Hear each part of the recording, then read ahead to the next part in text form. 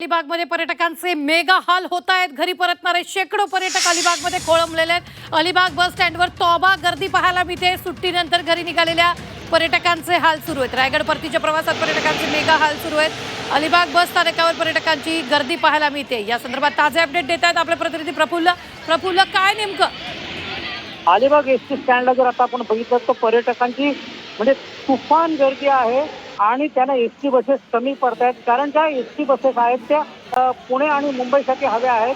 मात्र मुंबई गोवा महामार्ग असेल किंवा अलिबाग वडसर महामार्ग असेल याच्यावरती जी सकाळपासून जी वाहतूक कोंडी होत होती त्या वाहतूक कोंडीमध्ये बसेस अडकत आहेत आणि त्या बसेस पनवेलकडे गेलेल्या आहेत, काही यायला परत यायला उशीर होतोय आणि त्यामुळे इथे पर्यटकांना जे प्रवासी आहेत त्यांना जाण्यासाठी बसेसच उपलब्ध होत नाही आहेत आणि त्यामुळे पर्यटक या ठिकाणी दिवसभर अलिबाग एसटी स्टँडवरती अडकून पडलेले।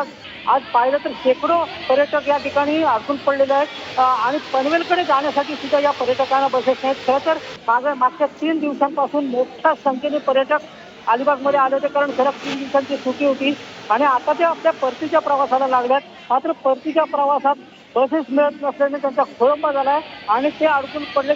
खास करून यामध्ये लहान मुलं देखील आहेत, त्यांचे मोठे हाल होतात। जे अनेक पर्यटकांनी बसच्या ऐवजी बोटीचा मार्ग पत्करला, परंतु संध्याकाळनंतर बोटी सुद्धा बंद झाल्या आणि त्यामुळे त्यांना एसटी शिवाय पर्याय उरला नाही। मात्र एसटी बसेस जशा जशा उपलब्ध होतात तशा त्या उपलब्ध प्रवाशांच्या सेवेसाठी देण्याचा प्रयत्न केला। अगदी प्रफुल्ल, धन्यवाद ताजे अपडेट देण्यासाठी। आम्ही वेळोवेळी तुमच्याकडून या संदर्भातले ताजे अपडेट घेत राहणार आहोत।